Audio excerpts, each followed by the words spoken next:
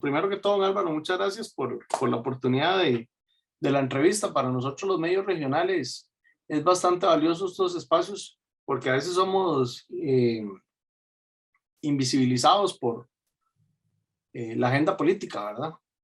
Ven, digamos, más importantes los medios tradicionales, por así decirle, que a nosotros. Pero bueno, muchas gracias.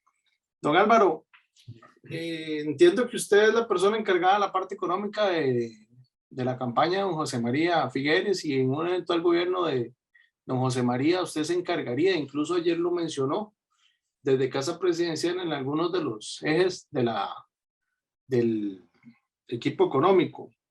Guanacaste es una de las provincias más afectadas durante mucho tiempo. No solo en la pandemia se visualizó más la crisis que vive Guanacaste. Incluso el turismo tuvo una producción cero en algunos meses del 2020, ¿verdad? Donde dejó a miles de guanacastecos sin empleos. Siempre vamos a hablar de un supuesto, ¿verdad? Que un supuesto gobierno de liberación nacional. ¿Qué haría o promovería Liberación Nacional para buscar nuevas áreas de producción en Guanacaste y que no solamente sea el turismo? Sí, bueno, primero que nada, muchísimas gracias, don Gustavo, por la invitación. Y para nosotros es realmente muy importante el tema de los medios regionales, porque al final son ustedes los que tienen más credibilidad en los territorios, en las comunidades, son las personas que están más cerca de las comunidades y de su realidad, y por eso es que más bien agradecemos mucho este tipo de espacios por esa credibilidad tan grande que ustedes tienen. En el tema específico de su pregunta, don José María, de hecho, ha hecho varias visitas a Guanacaste y he estado justamente hablando de cuáles son algunas opciones que tiene la provincia y la región para diversificar las fuentes de ingreso. Esto que pasó con la pandemia fue una demostración muy grande del riesgo de tener demasiados huevos en la misma canasta. Es decir, por ejemplo, la caída de turismo, que afectó tanto, porque al final hay muchas otras actividades conectadas con turismo, los transportistas, las personas que les proveen de alimentación a los hoteles, todas las personas que trabajan directamente, los taxis, etcétera.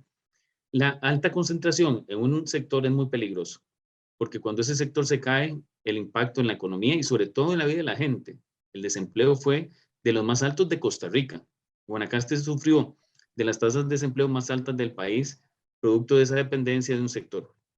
¿Qué otros sectores pueden surgir y qué otros sectores se pueden apoyar? Don José María ha hablado mucho del tema de la energía. Las energías, en general, la canasta de energías que puede... Guanacaste es una potencia energética de Costa Rica. Tiene todas las fuentes de energía posibles e imaginables, geotermia, eólico, podrían sacar energía del mar, hidráulico. Entonces, Guanacaste es una meca energética. ¿Cómo potenciar eso y convertirlo en un clúster que produzca más empleo y oportunidades de ingreso para las personas? Es parte de las tareas que tenemos, pero ese es un sector que claramente tiene mucha posibilidad. ¿Qué otro sector tiene Guanacaste como una gran oportunidad? Turismo médico. Ustedes ya tienen algunos hospitales privados, por ejemplo, que están incursionando en turismo médico.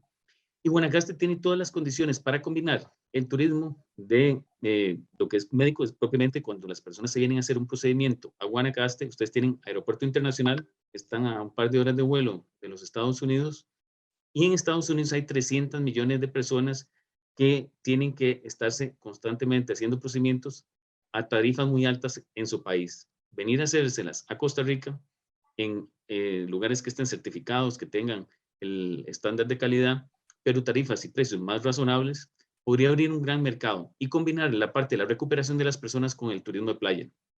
Entonces, ahí creemos que hay una gran oportunidad, hay un gran mercado y se necesita potenciar ese tipo de turismo porque además genera empleos de mucha calidad para las personas en Guanacaste que quieran estudiar enfermería o que quieran estudiar temas dentales, etcétera. Sí, don Gustavo, perdón. Bueno, con base a eso que usted me está mencionando, digamos, los guanacastecos han acusado durante muchos años que cuando se abrió todo el esquema turístico en la provincia y se empezó como bien lo dice usted, a canalizar todos los huevos en una misma canasta, de los empleos que le dan al guanacasteco eran los empleos de menor rango. ¿verdad? Los de mayor rango, las gerencias, sugerencias, etcétera, etcétera, Sí. eran agarrados por personas que no eran propiamente Guanacaste. O sea, ¿qué se haría, digamos, en algo que es tan especializado como la medicina para capacitar a los guanacastecos y que el empleo bien remunerado quede en Guanacaste? Sí, claro. Esa es una excelente pregunta, porque ese fue uno de los errores graves que se cometió. Y tal vez nada más le completo dos sectores adicionales: maricultura, todo el tema de mirar al mar, el Golfo de Nicoya como una gran potencial, un gran potencial para producción de productos marinos, pero cultivados en granjas a través de la maricultura. Y el tema de el trabajo sin fronteras. Yo conocí a 5 chicos en La Cruz que están trabajando en Amazon desde La Cruz. Si usted tiene inglés, certificaciones técnicas y conectividad, usted puede trabajar en cualquier lado desde su casa. Entonces, en esas 4 actividades, para mencionar solo 4 ejemplos muy concretos, Guanacaste tiene un potencial importante. Pero se ocupa, uno, lo que usted dice, se necesita hacer una labor de prospección. ¿Qué significa eso? Usted necesita saber hoy qué tipo de ocupaciones van a estar en demanda en Guanacaste en 5 años. Si le vamos a apostar a turismo médico, ¿cuáles son las profesiones o las ocupaciones técnicas en esa industria? Por ejemplo, son técnicos bucodentales, son personas que pueden manejar toda la parte de los equipos de radiografías, son las personas que las enfermeras o los enfermeros. Entonces se necesita decidir hoy a qué le vamos a apostar. ¿Cuáles son esas 4 o 5 cosas en las cuales Guanacaste puede ser un ganador si hacemos apuestas productivas que tengan impacto en empleo? Y saber de antemano en esos sectores a los cuales vamos a apostar, entonces qué ocupaciones se ocupan, se requieren, qué competencias están asociadas a eso para alinear la oferta formativa de hoy en función de esa demanda del futuro. ¿Cuál es el problema? El problema es que a veces la oferta educativa es igual en Guanacaste que en Limón, que en San José, que en Punta Arenas, y no son necesariamente las mismas ocupaciones las que se ocupan en todo lado. Entonces, se requiere hacer esa tarea, alinear la oferta educativa con el tipo de empleo que la provincia puede tener. Y lo otro es un apoyo desde el Estado para estimular esos sectores. Porque si dejamos que sea solo el mercado el que produzca el milagro, vamos a durar 50 años intentando, esperando el resultado. Por eso es tan importante políticas de atracción de inversión, de fomento productivo, de acompañamiento a quienes están emprendiendo en esos sectores estratégicos para que al final haya un resultado exitoso a un plazo menor. Y yo estoy convencido que Guanacaste tiene muchas opciones. Esos son 4 sectores concretos en los que creemos que tienen, pero sí se necesita un modelo de gestión del desarrollo territorial diferente, más basado en Guanacaste, no basado en San José, para que pueda haber un proceso de toma de decisiones que acelere ese cambio. O sea, usted a lo que le entiendo sería, digamos, una reforma educativa adecuada a las provincias. Eso es una. Por ejemplo, que los colegios técnicos deberían de tener más flexibilidad en el currículum para adaptarlo a no el empleo de hoy. El error es tratar de adaptar la oferta educativa al empleo que existe hoy. Hay que adaptarla al empleo del futuro. Y el futuro es a la vuelta de 5 años. ¿Cuánto dura un ingeniero en formarse? ¿Cuánto dura un técnico especializado en formarse? Usted ocupa de 2, 3 hasta 5 años para formar ese talento humano. Entonces, usted ocupa saber hoy a qué le va a apostar Guanacaste para que en 5 años entonces pueda tener el tipo de profesional que se necesita, para que no pase lo que usted me contó, que en el caso del turismo no había personal preparado, no tenían el inglés, no tenían a veces tal vez el nivel técnico, y entonces terminaron siendo desplazados por los que venían de San José. Entonces necesitamos identificar cuál es esa vocación productiva, cuáles son las apuestas sectoriales que se van a hacer. Vamos a apostar a energía, a turismo médico, a el trabajo en servicios a través de el teletrabajo, por ejemplo, este tema del trabajo sin fronteras en áreas de la industria de los servicios. Vamos a apostar por maricultura. Bueno, si esas son las 4 apuestas clave, entonces tenemos que alinear la oferta formativa de hoy con esas necesidades de Guanacaste a 3 y 5 años. Ayer hablaba con Salazar, perdón, y mencionaba algo del emprendimiento, que hay que activar banca para el desarrollo, para el emprendimiento. Siempre, digamos, en Guanacaste, y no solo en Guanacaste, tal vez en todas las provincias, muchas organizaciones han acusado a Banca para el Desarrollo que es una institución más bien muy burocrática, que no es proactiva al desarrollo de las comunidades. ¿Cuál va a ser, digamos, la dinámica para reformular Banca para el Desarrollo y que colabore en los emprendimientos en Guanacaste y en cualquier lado de Costa Rica? Sí. Bueno, el tema con el emprendimiento es que usted ocupa un paquete de servicios, no solo crédito. Pues si usted le dan crédito, no le dan lo demás, normalmente la gente a veces con ese crédito lo que termina es perdiendo hasta la casa, porque el negocio no funcionó. Entonces el crédito es una de las herramientas, pero no la única, y no debería de ofrecerse de forma independiente. Es decir, para una persona que está emprendiendo un negocio, tiene que haber un menú de opciones que vaya en un combo de servicios y de apoyo. ¿Qué incluye ese combo? Usted ocupa asistencia técnica para mejorar la calidad del producto de lo que vende. Ocupa probablemente acompañamiento en el tema de cómo manejar la contabilidad y la parte financiera y la planificación del negocio. Ocupa un mercado. ¿A quién le va a vender? ¿Y quién le va a comprar? ¿Y cuál es la competencia? ¿Cuál es el precio al que usted puede vender? Y una vez que tiene todos esos, ocupa una estrategia de mercadeo para poder lograr que el consumidor vuelva a ver su producto y se interese en él. Y ocupa también capital. Y el capital puede ser en 2 vías. Puede ser capital semilla, es decir, recursos no reembolsables que a usted le dan para que usted pueda arrancar un negocio. Y eventualmente hay en algunos casos modelos en donde le compran acciones, usted tiene capital que no está pagando un préstamo, sino es un crédito que alguien, un capital que alguien le aporta, y a la vuelta de 3 o 5 años, cuando el negocio ya funcionó, le recompran las acciones y usted devuelve ese dinero, pero no bajo el esquema de un crédito. Y está finalmente la opción del crédito, que tiene que ser en condiciones blandas, que es donde entra banca de desarrollo. Entonces, lo ideal es que haya un paquete de servicios integrado para que ese acompañamiento sea más efectivo, porque la mayoría de las empresas mueren en los primeros 3 años, porque no hay acompañamiento. Entonces, las empresas, mucha gente, por ejemplo, que sale de los colegios técnicos. Usted puede salir de un colegio técnico, usted sabe hacer muy bien pan, pero una cosa es saber hacer pan y otra cosa es saber manejar una panadería. Son 2 competencias distintas. Y si a usted no le ayudan con cómo se maneja una panadería, usted se endeuda, compra el horno, pero tiene un negocio que de repente no funciona. Y al final queda con la deuda del horno y el negocio cerró. Entonces es muy importante que el acompañamiento sea integral. Y por eso sí, banca de desarrollo, hay que reformar varias cosas para que sea más efectivo y llegue a la gente, pero también hay que acompañarla con otros servicios. Conversaba el otro día yo con una persona X de una forma muy informal y llegábamos a la conclusión de que parte de la crisis económica que está viviendo este país y el endeudamiento tan grande que tienen los costarricenses es la falta de asesoría financiera que tienen.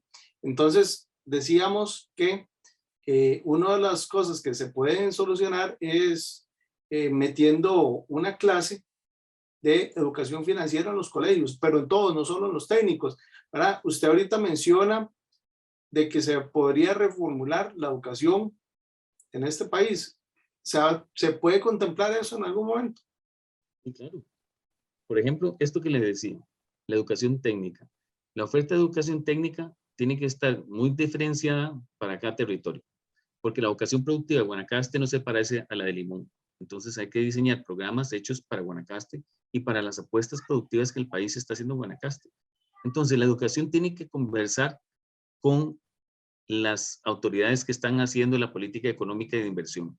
Si el país le está apostando a traer y llevar inversión a Guanacaste en determinadas áreas, es muy importante que la política educativa de alguna manera también refleje esas apuestas para que pueda preparar el talento humano para que esas apuestas sean más efectivas, o sea, tenga éxito. El traer turismo médico, perfecto. Bueno, ¿qué se ocupa? Son 500 técnicos bucodentales porque le vamos a apostar al tema bucodental.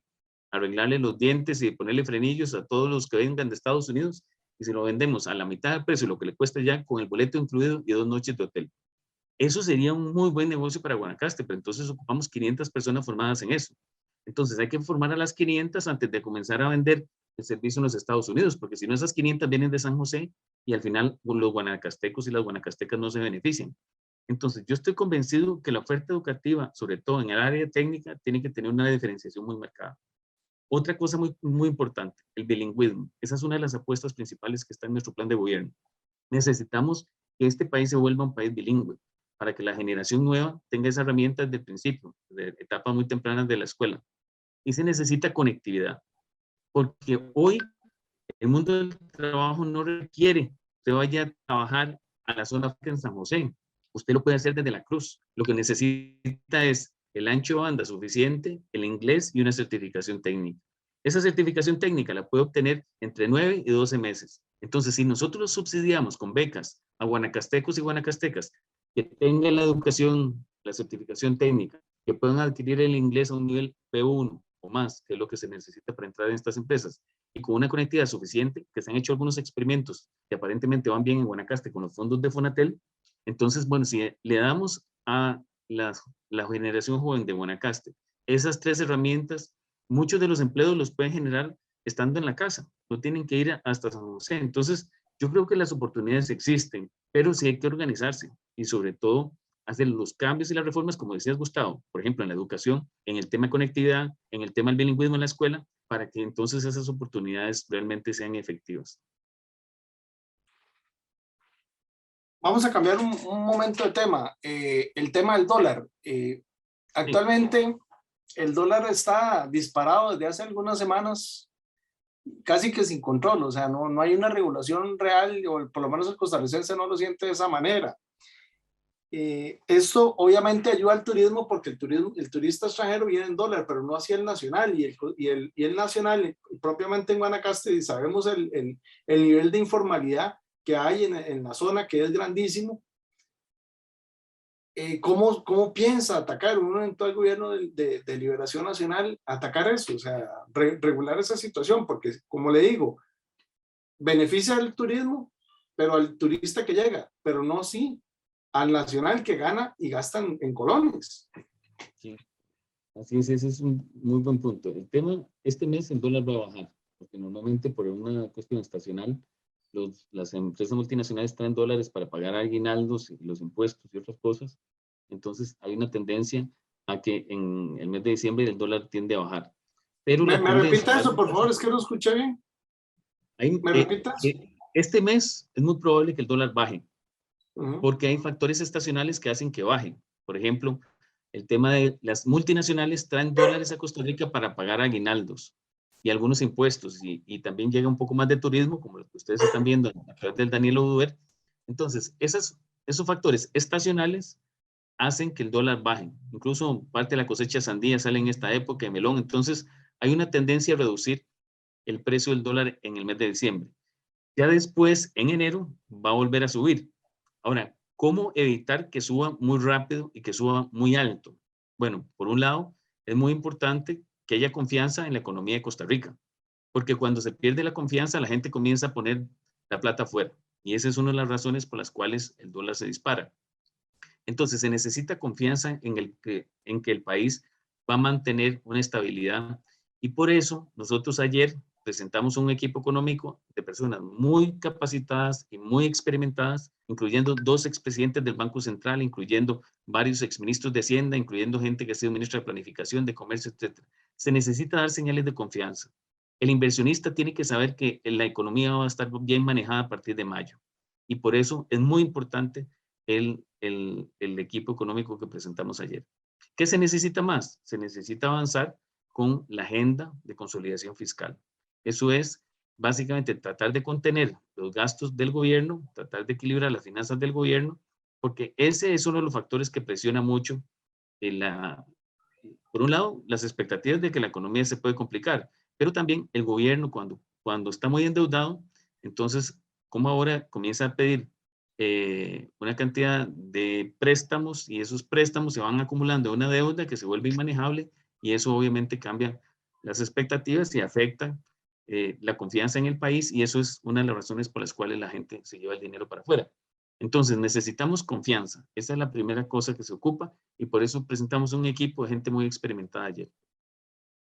Okay. Usted va para Guanacaste mañana y el viernes. Sí, En señor. la zona, para nadie es un secreto de que el guanacasteco está muy disgustado con el PAC, ¿verdad?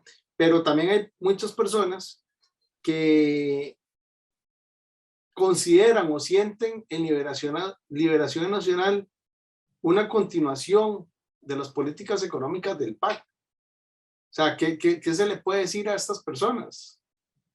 De hecho, que usted me hace esa pregunta, don Gustavo, porque no hay nada más lejano de la realidad. La primera diferencia entre nuestra política económica, la que ha tenido estos últimos 2 gobiernos, lo que hemos visto en los últimos 8 años, es que nosotros queremos que el gobierno sea un amigo y un aliado de las personas que quieren emprender, que quieren desarrollar empresa, de la gente que ya tiene una empresa que está llevando palo, de la gente que quiere invertir aquí. Un país que no produce riqueza reparte pobreza. Y eso significa que ocupamos personas que quieran desarrollar negocios, que quieran invertir en Guanacaste y que a esas personas que quieren invertir las tratemos bien, que les demos facilidades, que le hagamos la vida simple. Que si usted se quiere poner una empresa de asesoría en comunicación en Guanacaste, los trámites para que usted abra ese negocio deberían ser 24 horas, como en Chile.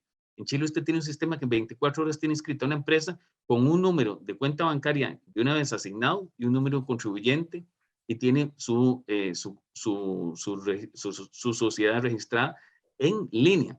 Entonces necesitamos convertir a este país en un país abierto a la inversión y sobre todo un país aliado de las personas que emprenden. Hay muchas mujeres en Guanacaste, por ejemplo, que también están comenzando a emprender, están desarrollando negocios, pero muchas veces lo hacen en la informalidad porque es muy caro ser formal. Entonces necesitamos abaratar la formalidad, hacerla fácil, hacerla barata, hacerla rápida, de modo que la gente que quiera emprender no encuentre un camino lleno de piedras y obstáculos, sino más bien una mano amiga en el Estado que le ayude a que ese negocio sea exitoso.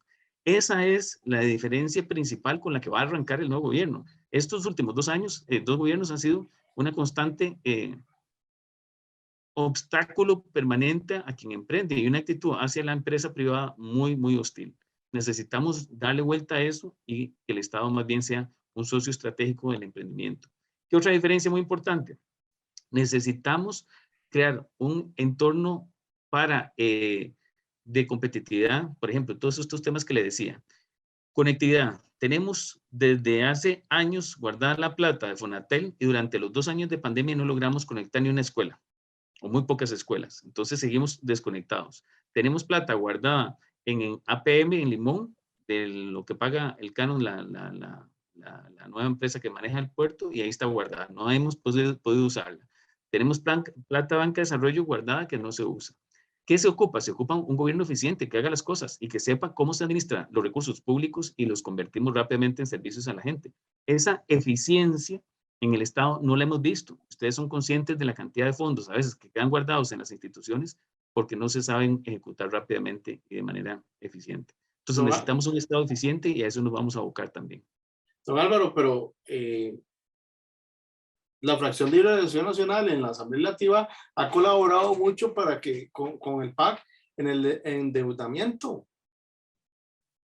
Bueno, en el endeudamiento reciente, ese es un endeudamiento que se ocupa porque, digamos, los créditos en dólares, para hablar concretamente. ¿Por qué? Porque esos créditos en dólares están siendo usados para pagar deuda más cara. Entonces, si usted tenía una deuda que estaba pagando el 6%, se la cambian por una que paga el 3%, pues entonces como país hacemos un buen negocio. Y eso reduce la presión fiscal y reduce la presión para endeudarnos a futuro. Entonces, lo que la Fracción de Liberación ha venido apoyando en materia de deuda, básicamente es adquirir créditos ahora que las tasas internacionales están baratas y que los organismos financieros internacionales como el Banco Mundial, el BID y otros han estado dispuestos a prestarnos a tasas más bajas. Esos por supuesto que los estamos votando. Estamos ahora aprobando un crédito de $500 millones del BID porque básicamente sirve para eso, para cambiar deuda cara por deuda barata. Entonces, no es que estamos endeudando más al país, es que estamos cambiando la deuda por una deuda más barata a un plazo más largo y eso nos abre un poco más de espacio para tener recursos para invertir en los programas sociales que han venido muy a menos últimamente. Liberación Nacional, el otro día, y esto lo hablaba con un politólogo, me decía algo de que no sé hasta qué punto, digamos, eso sea cierto, porque honestamente yo no lo he escuchado, pero decía que Liberación Nacional pretende, digamos, cerrar la Caja Costarricense del Seguro Social y otras instituciones. Ajá, o sea, no me puedo quedar sin hacerle esa pregunta. ¿Liberación Nacional va a cerrar las instituciones de este país? Eche que me la hace para aclarárselo. Por supuesto que no, todo lo contrario.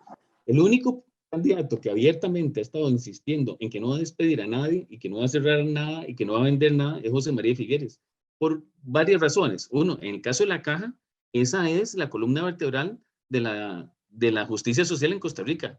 Dios guarde no tuviéramos la Caja. Imagínense lo que hubiera pasado en pandemia sin una Caja del Seguro Social.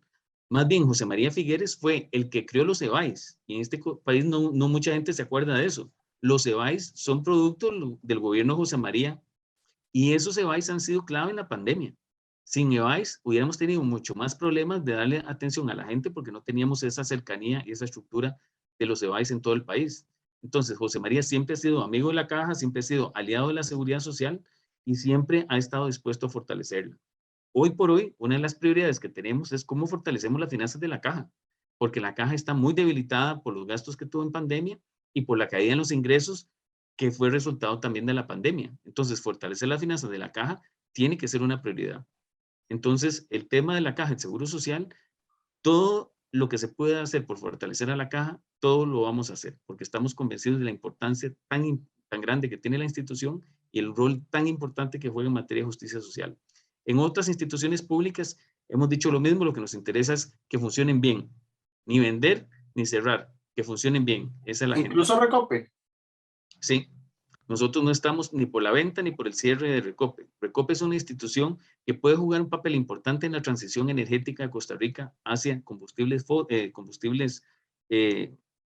que son ambientalmente más amigables, es decir, energías renovables, y es muy importante que funcione bien y que se eliminen los privilegios exagerados que en algunos casos se han denunciado, que se haga más eficiente la institución y en todo lo que signifique eficiencia y eliminación de privilegios, vamos a estar de acuerdo, pero no con la venta, porque vender Recope para que lo compre una empresa privada y que sea un monopolio privado, tenga la certeza de que en el momento que eso pasara, lo que vamos a tener son combustibles más caros y combustibles de probablemente con beneficios que se los lleva una empresa para el extranjero. Entonces, Pero ya tenemos combustible, don Álvaro, pero ya tenemos combustibles caros.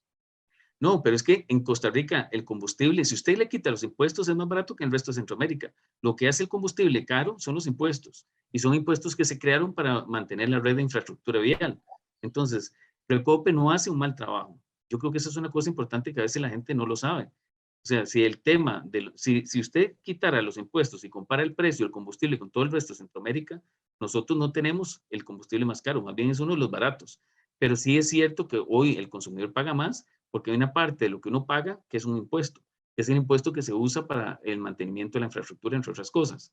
Entonces, el tema de Recope es eficiencia. Sí nos interesa que sea una institución más eficiente, una empresa eficiente, y que sea una empresa que contribuya a esa transición energética hacia un modelo de energías renovables que podamos hacer en el futuro. Probablemente cuando hagamos la transición, a la larga Recope tenga un rol distinto. O habría que evaluar qué rol jugaría cuando podamos eliminar los hidrocarburos como fuente de energía, que eso tomará todavía 20 años probablemente, pero hoy por hoy es preferible tener la energía en manos de empresas públicas y lograr que esa transición se acelere trabajando con esas empresas públicas como socias del cambio de la reforma. Hace 13 años, Guillermo Costela, siendo presidente del INS, mencionaba de que de cara al tema del TLC con Estados Unidos, de que el INS necesitaba ser más expedito en todas sus compras para poder competir con la empresa privada a nivel de seguros con la apertura del TLC.